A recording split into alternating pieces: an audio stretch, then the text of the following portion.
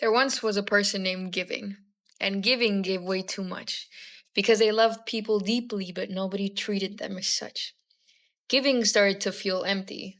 Giving had little left to give, and Giving started to feel like they would never fully live. Giving meant taking, but Giving didn't know how to let go. And Giving lost everything, but never really let it show. Taking eventually left, taking everything it could, and Taking never looked back, even though Giving hoped that they would. Giving sat down at a bench where now Giving met Time, and Time told Giving everything is gonna be just fine. Giving sat there for a while, waiting for someone new, and Giving started to wonder if someone was waiting for them too. Giving eventually stood up.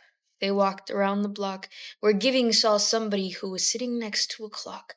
Giving knew Time, but they didn't want to interrupt to greet, so Giving kept walking as that someone stood from their seat.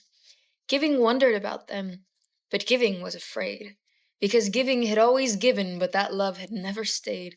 But Committing wasn't afraid, and Committing knew how to give, so Committing ran up to Giving and taught them how to forgive. Committing met Giving and introduced them to receiving, and Giving became so abundant they forgot they ever knew. I could call it brave, stupid at its worst. How I think second but always feel first. And I feel fully. I don't do things halfway. I deliberate in my head all the reasons to stay. You do the opposite. All the reasons to go. Your heart asks yes, and your mind says hell no. Someday I'll know the opposite. His heart wonders as well. And when his mind starts to speak, he'll say, this isn't your story to tell. Sit back down. She's not someone that you miss. And I would never let you ruin something as great as this. I'm a little surprised of the battle I don't see, because usually it's back and forth how they feel about me. So I rub my eyes, turn the volume up to hear, but he says the same thing. I want to be very, very clear. I knew I wanted to marry you the very first day, and every night after I would sit down and pray for your health and your happiness, even if one day it wasn't with me. I would have prayed every night, even if I never got down on one knee. It took me one night to want to learn you completely, and maybe you could tell because I don't know how to love discreetly. And I'm just sitting there, waiting for my heart to explode, getting back the love I paid for a debt I never owed.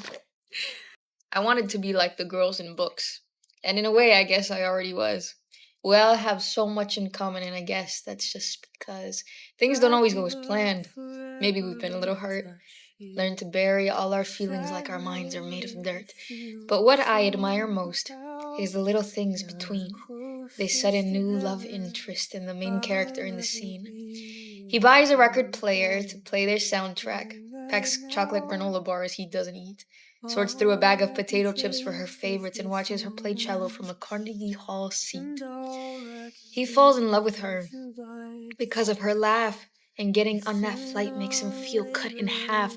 A restaurant named after her, even though he thought she'd never know. 1,000 sweet kisses written in a jar he'd never let go. He learns Spanish for her, cooks her dinner every night. She becomes the muse of every story that he will ever write. I wanted to be like the girls in books, loved so thoughtfully. It's hard to miss. To say all the books I've read would be jealous of this.